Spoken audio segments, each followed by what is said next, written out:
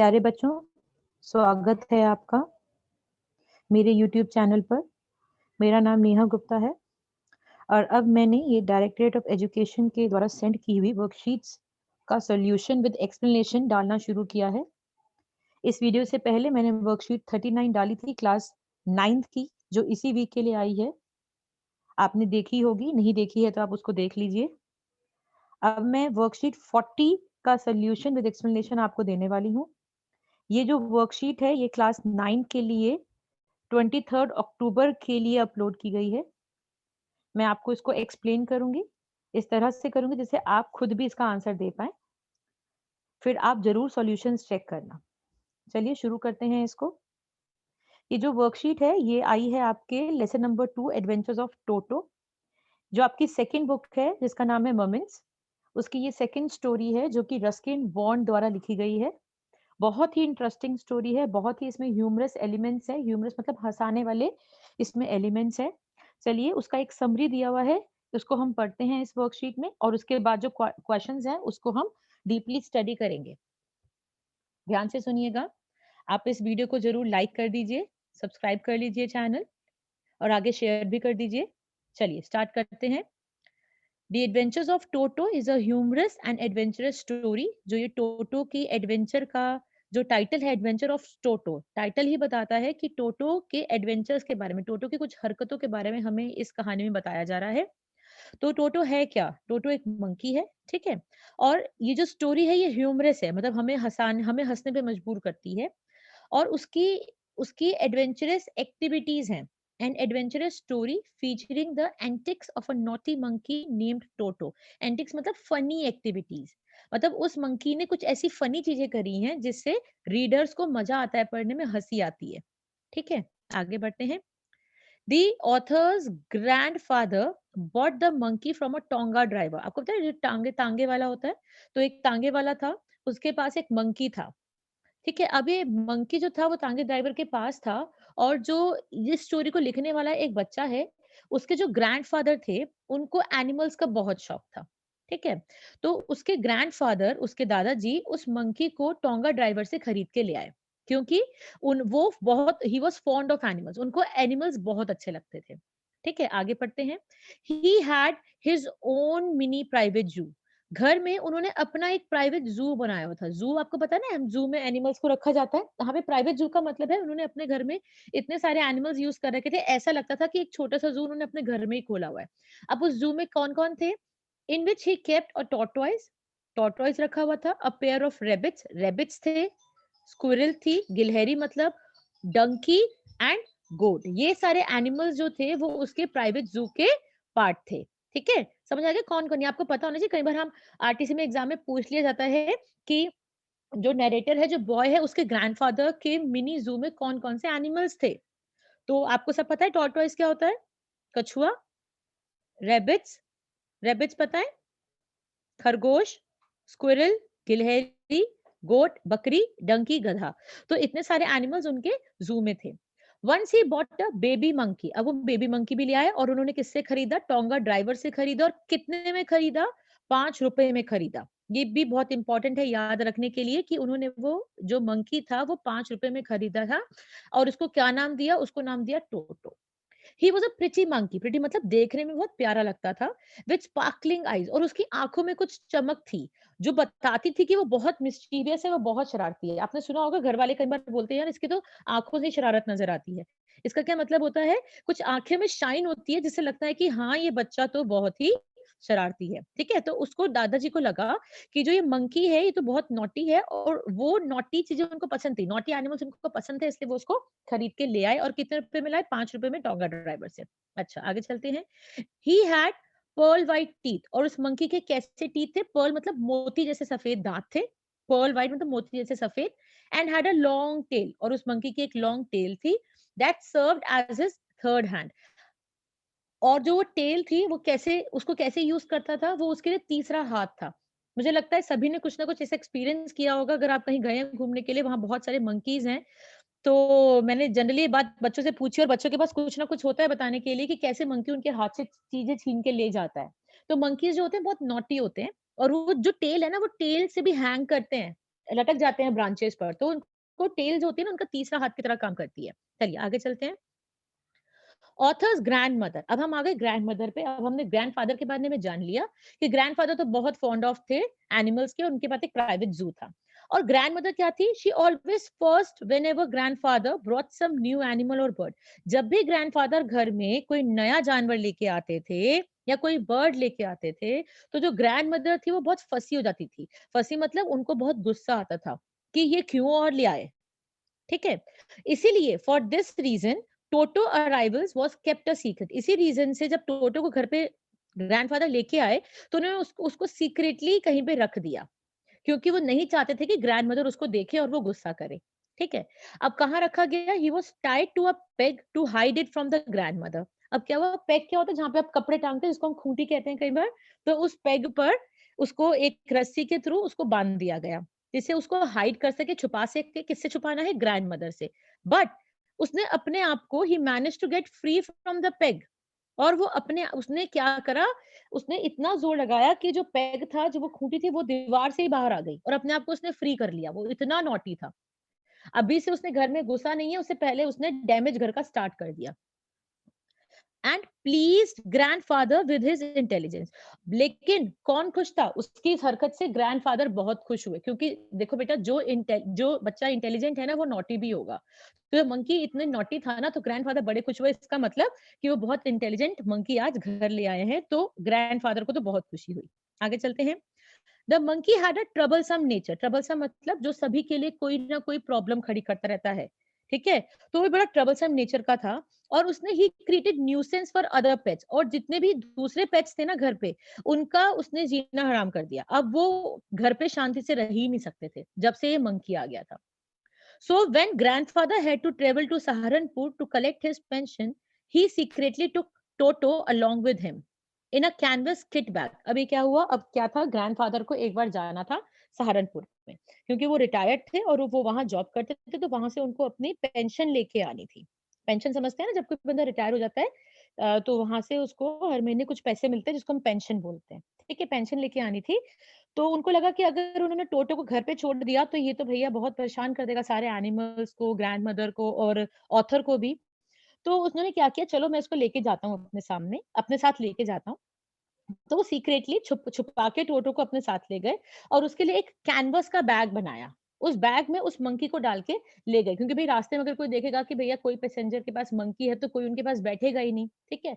और ना ही कोई उनको जो ये रेलवेज वाले हैं, ये उनको अलाउ भी नहीं करेंगे कि वो मंकी को लेके ट्रेवल करें ट्रेन के अंदर। तो उन्होंने कैनवस बैग बना के मंकी को उसके अंदर डाल दिया, ठीक है। अब क्या हुआ, however when grandfather reached the station, अब वो स्टेशन पहुंच गए जहां पे उनको सहारनपुर वो पहुंच गए, ट्रेन में गए और ट्रेन में सहारनपुर पहुंच गए।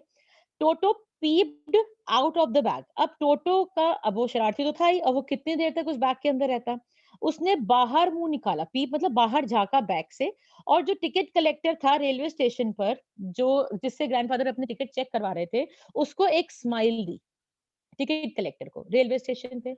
अब उसने कहा कि अब तुम तो ग्रैंडफादर के ऊपर उसने ये क्वेश्चन लगाया कि तुम तो अकेले ट्रेवल करा ही नहीं है, तुम्हारे साथ तो ये एक मंकी है, उसने भी ट्रेवल, मंकी तो वो बोल ही नहीं रहा था, ये एक और एनिमल है जिसने तुम्हारे साथ ट्रेवल किया है, ठीक है।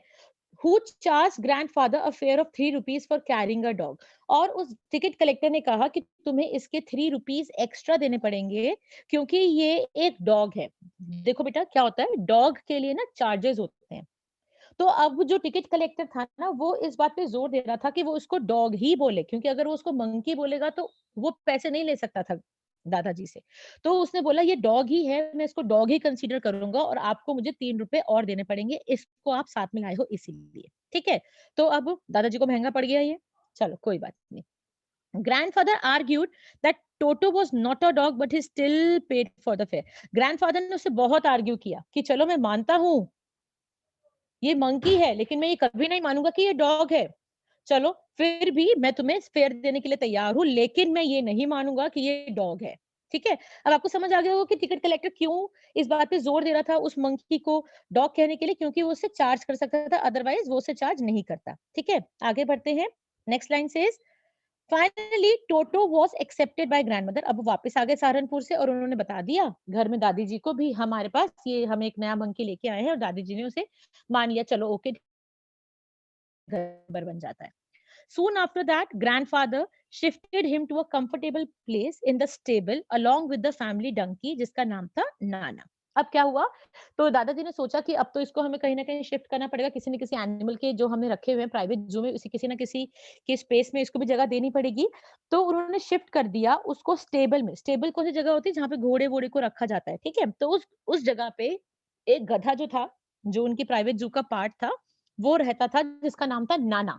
ठीक है, जैसे हम पेट को नाम दे देते हैं, तो उस डंकी का नाम था नाना, तो उसके साथ उसको किसको शिफ्ट कर दिया? मंकी को शिफ्ट कर दिया। अब वहाँ पे क्या हुआ? देयर ही केप्ट ट्रबलिंग नाना, वहाँ पे वो नाना को ही दुखी करने लगा, ठीक है? तो मतलब जहाँ भी उसको रखो वो एक प्रॉब्लम था, कहीं ले जाओ तो भी प्रॉब्लम था, घर पे छोड़ो तब भी प्रॉब्लम था, सारे एनिमल्स के लिए भी प्रॉब्लम था और पूरी दुनिया के लिए प्रॉब्लम ही प्रॉब्लम था। चलो, he enjoyed warm water bath in cold winter evening और सर्दियों में वो क्या करता था? कोल्ड विंटर्स में सर्दियों में वो क्या करता था? वो वार्म वाटर से नहाता था और वो बड़ा एन्जॉय करता था। Whenever he took bath, he would check temperature of water first as he had seen the author to do so. जब भी वो नहाने जाता था, ठीक है? जब भी वो नहाने जाता था, पहले वो ना बकेट में डाल के या हाथ डाल के पहले अपना टेम्परेचर चेक करता था कि पानी का टेम्परेचर कितने से हम जब नहाने जाते हैं, गर्म पानी होता है, तो हम देखते हैं ना कि कितना गर्म पानी हम अपनी बॉडी पे सह पाएँगे। तो वो मंकी भी ऐसे ही करता था क्योंकि उसने ऑथर को ऐसे करते हुए देखा था, ठीक है?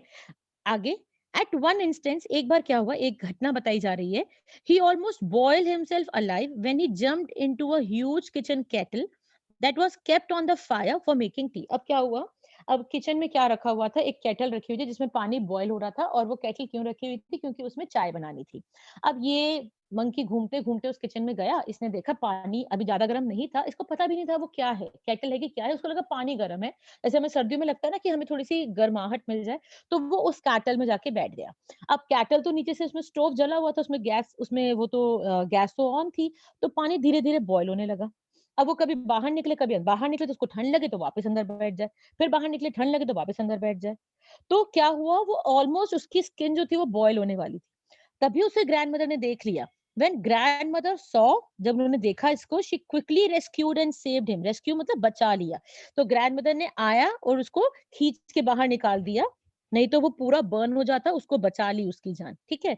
तो इसका मतलब उसको उसको हमेशा निगरानी में ही रखना पड़ता था, उसको अकेले बिल्कुल नहीं छोड़ा जा सकता था। लास्ट पैराग्राफ क्या कहता है? एज डेज पास्ट टोटो मिस्चीव्स वर इंक्रीजिंग। अब जो क्या उसकी जो शरारत थी वो कम नहीं हो रही थी, वो बढ़ती ही जा रही थी, बढ़ती ही जा रही थी। अब उसने घर के कर्टेन्स खराब कर दिए, क्लोथ्स खराब कर दिए, वॉलपेपर जो वॉलपेपर लगवाते हैं ना दीवारों पे हम, वो खराब कर दिए, वो तोड़ दिए। ब्रोक द डिशेज, डिशेज मतलब बर्तन भी तोड़ने शुरू कर दिए, जैसे कांच के बर्तन होते हैं वो भी तोड़ने शुरू कर दिए। अब उनको रियलाइज हो गया दादाजी को कि Toto was not a sort of pet they could keep for long.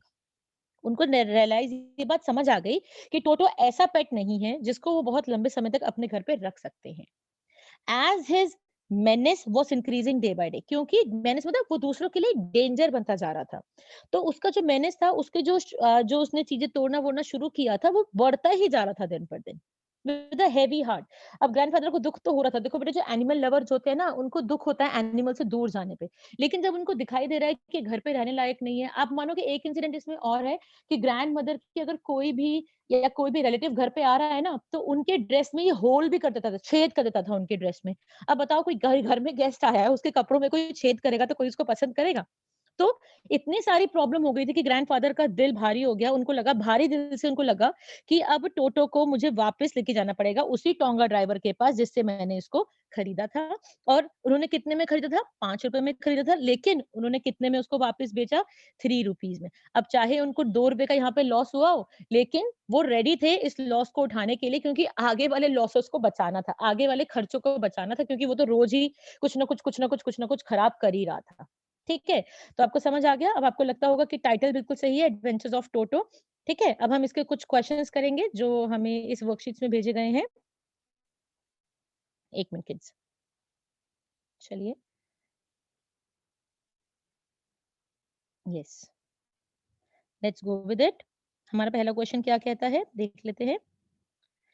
Toto was a pretty monkey. हमें शुरू में बताया गया था वो सुंदर मंकी था ना, उसके जो दांत भी मोतियों जैसे थे, ठीक है। According to the text what served as his third hand, अब दो हाथ तो उसके थे, तो थर्ड हैंड क्या था उसके लिए, तीसरा हाथ क्या था? उसके पर्ल व्हाइट टीथ थे? नहीं। उसकी लॉन्ग टेल थी, जो उसकी पूंछ थी? हाँ। उसके लेग्स थे third hand? No. Both A and B, teeth भी और टेल भी? नहीं। तो हमारा आंसर कौन सा सही है? हमारा बी पार्ट बिल्कुल सही है। आगे चलते हैं। टोटो's arrival in the house was kept a secret. क्यों रखा गया था कि टोटो एक मंकी घर लाया गया है? ये एक सीक्रेट क्यों रखा गया था? ये छुपा के क्यों रखा गया था? पहला पॉइंट पढ़ते हैं। टू सरप्राइज ग्रैंडमदर, ग्रैंडमदर को सरप्राइज देने के लिए, देखो हम आपके लिए मंकी लेके आए। क्या वो कभी खुश होते थे ऐसे? No. To avoid grandmother's anger, कि ग्रैंडमदर गुस्सा ना हो जाए, ठीक है। Third, make grandmother happy, grandmother को हैप्पी करने के लिए। फोर्थ, मेक ग्रैंडमदर अनकंफर्टेबल, क्योंकि वो चाहते थे कि ग्रैंडमदर को वो बिल्कुल भी कंफर्ट ना दे घर के अंदर, उनको अनकंफर्टेबल फील कराए। नहीं, तो आंसर क्या है हमारा?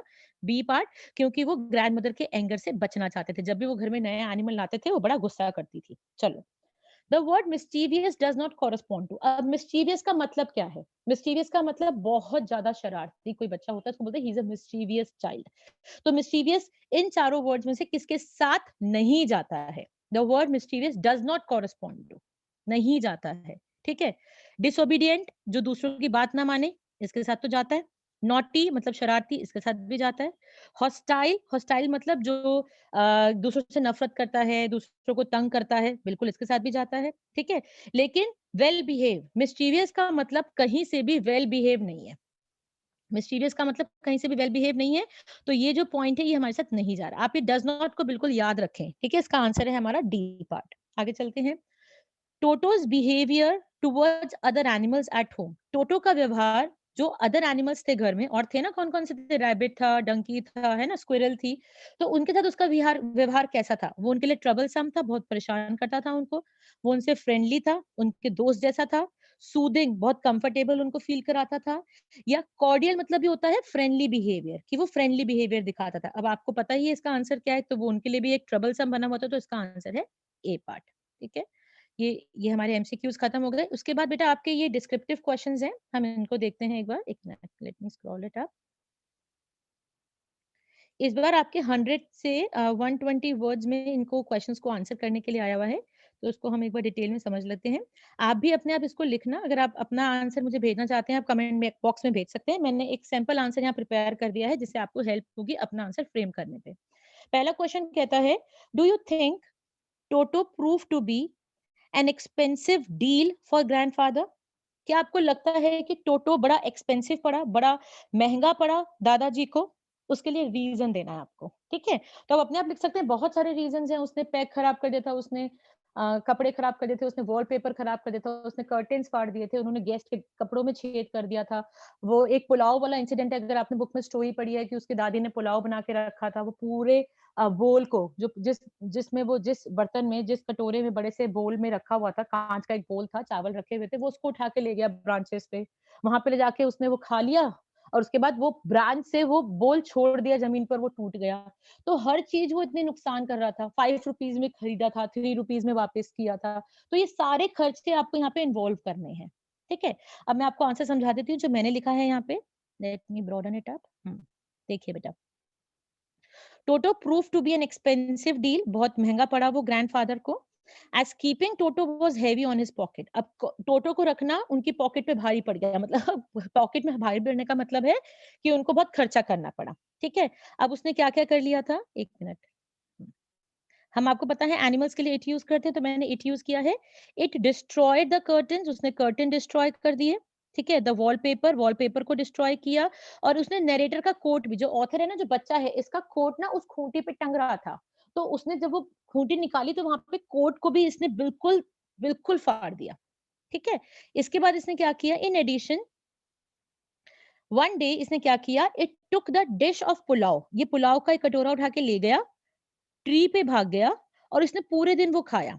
और जब इसने after finishing the pulao, pulao को खाने के बाद, it broke the dish as grandmother scolded. अब ग्रैंड मदर को तो गुस्सा आ ही रहा था उसकी इस हरकत पे, क्योंकि ग्रैंड मदर ने तो पूरे घर वालों के लिए वो चावल बनाए थे जो वो उठा के ले गया।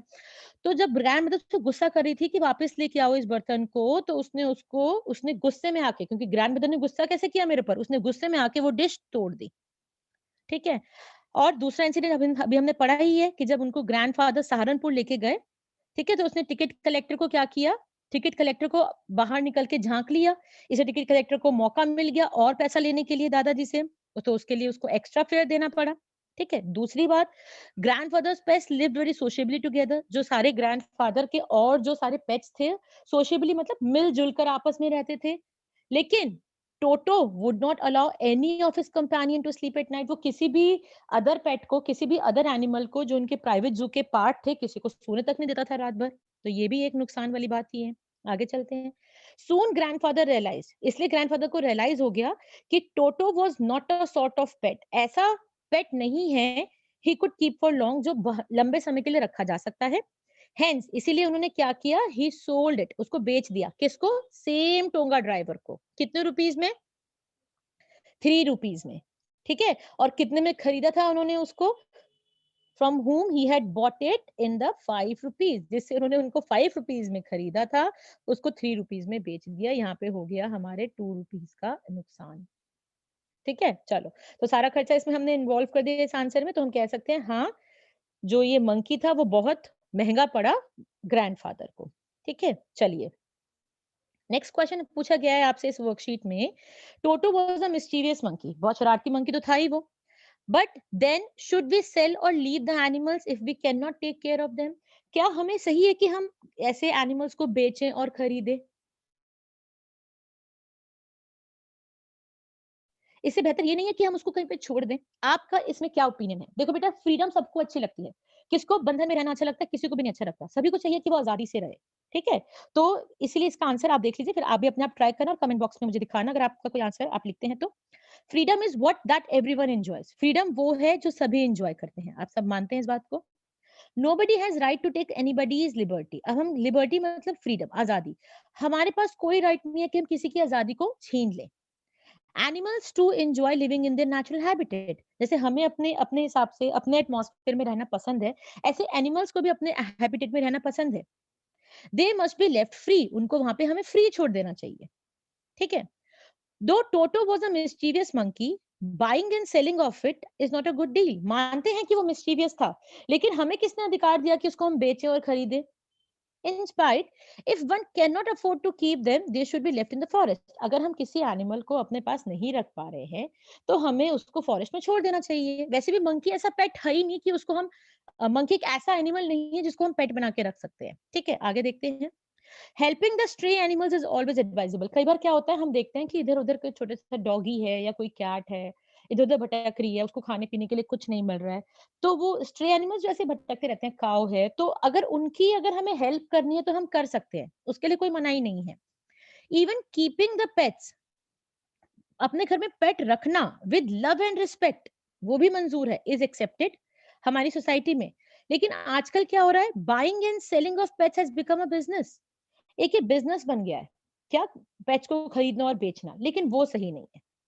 अगर किसी को पेट्स रखना पसंद है तो बात सही है। एंड इन इट्स परस्यूट, और इसी इसी रेस में कि हम ज्यादा खरीदेंगे, हम ज्यादा बेचेंगे, the pets are often mistreated. Pets को बहुत बुरी तरह से ट्रीट किया जाता है।